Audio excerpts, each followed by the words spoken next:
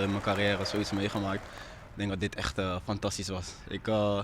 Zelfs met afwerken en zo voelde ik een beetje spanning gewoon van al die mensen die daar zaten en zo, die allemaal naar je keken.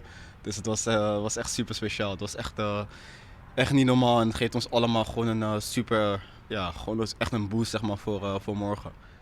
Neem ons eens mee naar dat moment dat je dan uit die spelerstunnel komt en dat je dan het applaus hoort, het vuurwerk ziet en al die mensen op de tribune ziet. Ja, het enige wat je gewoon denkt van ja, wat een mooie club. Dat ze dit allemaal over hebben voor hun club. En het maakt je ook gewoon trots dat je zeg maar, voor zo'n club speelt.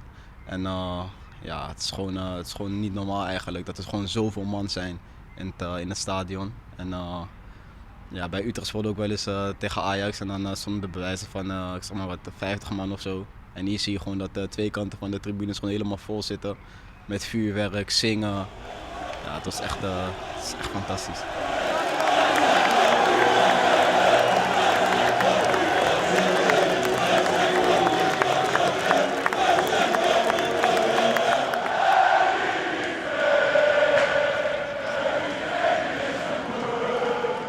Dan gaat er even door je heen natuurlijk.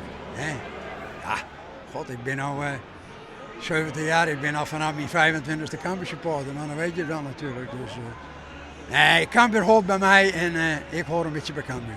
Ik hoop dat het Cambuur wint, want dan kunnen ze boven Heerenveen komen. Het brengt wel wat met zich mee, want het is wel Heerenveen, het is wel de Friese derby, weet je wel. Dus ja, die moet je wel pakken. Even de jongens nog even steunen voor de laatste dag en de derby voor morgen. En ik heb er alle vertrouwen in. Ja, komt het goed morgen? Ja, 1-3. En dan pakken we daarna RKC. Ik denk de laatste 4 wedstrijden, 12 punten. Ik denk als we er nou 7 pakken, dan is deze man zeer tevreden.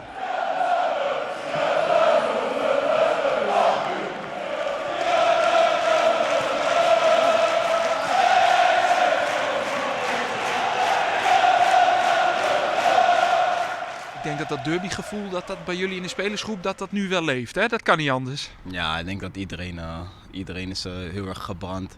Iedereen heeft er heel erg veel zin in. Iedereen wordt gewoon alles gegeven morgen. En ja, we moeten eigenlijk gewoon winnen.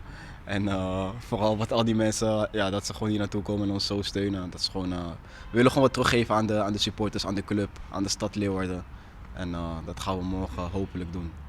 Ja, jullie hebben natuurlijk een niet heel gelukkige tweede seizoenshelft. Ik denk wel dat al die duizenden supporters die hier vandaag waren, dat die dat allemaal zijn vergeten als jullie morgen in het Abel Enstra stadion winnen. Ja, dat weet ik wel zeker. Ja, dat weet ik wel zeker. We hebben een moeilijke tweede helft van het seizoen gekend. En ja, ik denk dat morgen kan je gewoon alles goed maken. Als je morgen wint, dan vergeet iedereen hoe de tweede helft van het seizoen is gegaan. Dat we niet heel veel hebben begonnen. En dan heb je eigenlijk gewoon een topseizoen als je morgen wint.